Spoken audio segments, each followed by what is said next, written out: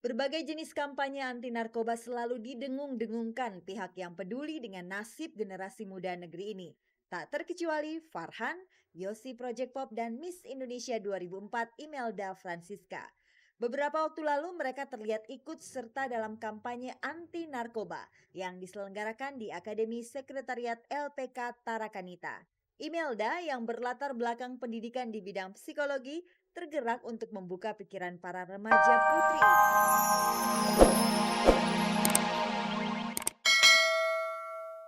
Selamat pagi pemirsa, selamat bergabung kembali di Gospot. Channel Ana akan menghantarkan gosip-gosip serta berita-berita pilihan dari kalangan selebriti untuk Anda. Tidak ada yang ditambahi, tidak ada yang dikurangi, dan juga tidak ada yang memanas-manasi. Jangan lupa pemirsa, ada kuis berhadiah 3 juta rupiah untuk 3 orang pemenang. Kalau Anda mau hadiahnya, jawab pertanyaan kuisnya. Caranya mudah, ketik GS spasi jawaban A atau jawaban B dan kirimkan via SMS ke nomor 6288. Jadi simak beritanya dan jawab pertanyaan kuisnya di akhir tayangan nanti. Bersama Gospot Anda tak perlu was-was ketinggalan berita, dan pemirsa, inilah sajian segar dari meja redaksi Gospot untuk Anda yang memang haus akan berita-berita dari dunia selebriti. Farhan, Yossi Project Pop, dan Imelda Francisca mengkampanyekan anti narkoba. Audisi Indonesian Idol kian mendekati final. Gusti Randa dan Nia Paramita kreatif dalam menyiasati waktu kumpul keluarga yang singkat. Dia Permatasari tengah hamil 4 bulan. Ujo Project Pop meminang gadis Batak. Sejumlah artis ramai-ramai buka usaha. Ayahanda Gilang Ramadan telah berpulang ke Ramatula. Ari Daging dan Wimar Witular beda generasi tapi serasi dalam berpenampilan.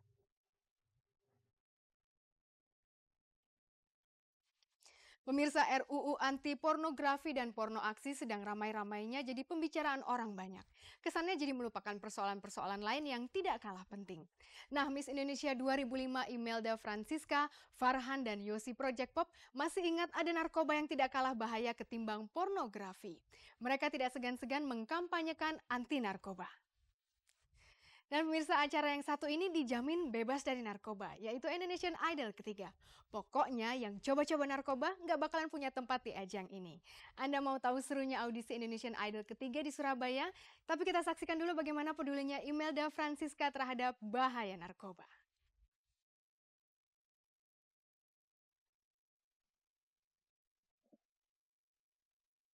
Berbagai jenis kampanye anti narkoba selalu didengung-dengungkan pihak yang peduli dengan nasib generasi muda negeri ini.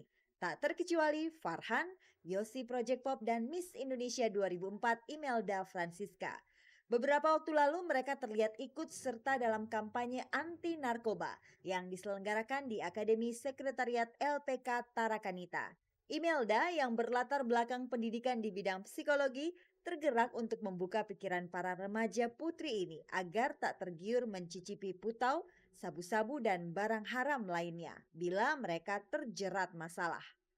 Di sini mungkin saya lebih hanya campaign, tapi sebenarnya saya lebih banyak mengambil di counselingnya, yaitu saya membantu biasa anak SMP dan SMA untuk menyelesaikan masalah mereka. Mereka counseling ke saya agar mereka melihat masalah itu tidak melenceng ke narkoba, tapi bagaimana menyelesaikan masalahnya gitu dan membuka pikiran mereka.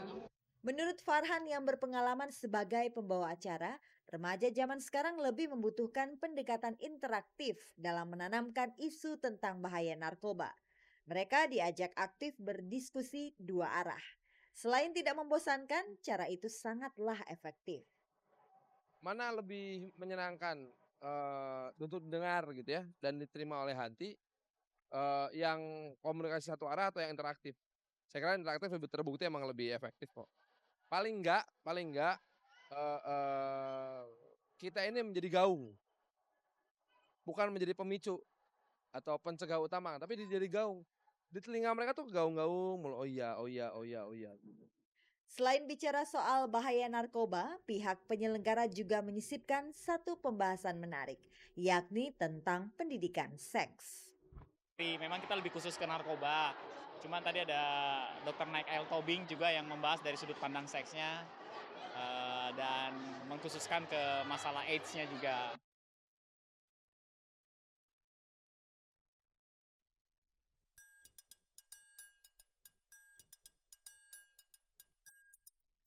Semangat pantang menyerah dari para pahlawan sepertinya menitis kepada arek-arek Surabaya yang mengikuti audisi Indonesian Idol yang berlangsung mulai tanggal 9 sampai 10 dan 12 sampai 14 Maret 2006 lalu.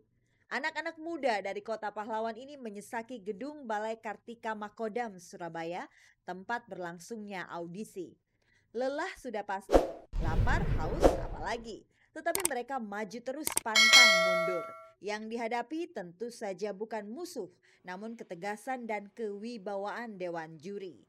Dan yang tak kalah penting adalah mengalahkan ketidakpercayaan diri. Sekalipun harus dikatrol dengan gaya dan dandanan yang aneh-aneh.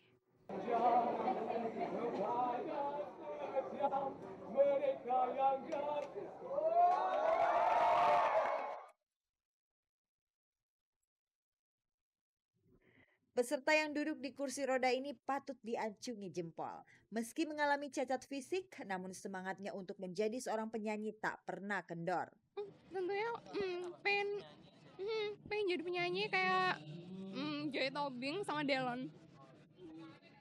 Kebetulan adik saya untuk memotivasi adik saya biar ikutan aja biar semangat. Siap antri, siap berdesakan, siap menahan lapar dan haus, siap berhadapan dengan dewan juri dan akhirnya harus siap menerima hasilnya. Entah menang, entah kalah. Kecewa banget sih. Ya kok ngelihat aku tuh dari umurku gitu ya. Aku langsung gak enak banget begitu Indra tanya, Ella umur berapa? 16. Mereka langsung nunduk kepala. Kok dilihat dari umur langsung mereka gitu sih, mereka kan belum tahu pengalamanku. Surabaya memiliki penyanyi-penyanyi yang kalau penyanyi cowoknya kita ngarepin banyak penyanyi-penyanyi yang lebih ngerok sebenarnya dari Surabaya karena memang rock cukup disukai oleh orang Jawa Timur. Waktu untuk sampai ke babak eliminasi itu tidak terlalu panjang. Jadi mungkin waktu itu benar-benar digunakan untuk kira-kira apa yang mereka bisa siapkan untuk bisa meningkatkan performa mereka nanti. Karena nanti itu akan lebih padat, lebih keras lagi.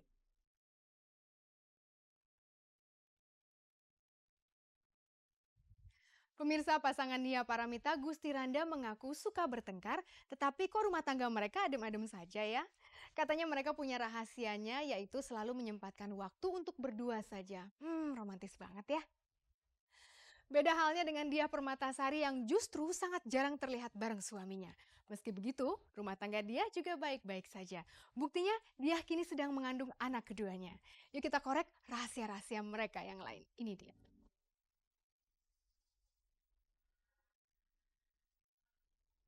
Di kota yang super sibuk seperti Jakarta, bercengkrama bersama keluarga jelas menjadi barang yang sangat mahal.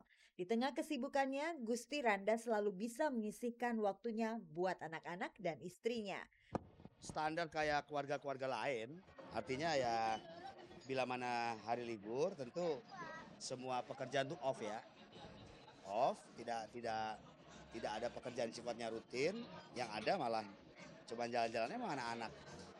Gitu. Lengkap nggak lengkap, misalnya Nia keluar dengan saya, kalau saya keluar dia sama Nia, kalau kita ada berdua ya rame-rame. Pasti ada, gue berdua sama dia pasti ada. Pasti untuk berdua saja ada, untuk sama anak semua ada, untuk berdua saja juga pasti ada. Dalam seminggu tuh pasti ada. Itu bisa nonton, bisa makan, gitu pasti. Begitulah cara Gusti Randa dan Nia Paramita dalam menyiasati minimnya waktu kumpul buat keluarga. Karena tak mungkin mengejar kuantitas, maka kualitas pertemuan yang menjadi prioritas Gusti dan Nia. Ya, gini aja, kita juga jangan, karena udah tahu kita jarang sama suami pergi bareng, kita mesti percaya sama dia, begitu juga sebaliknya.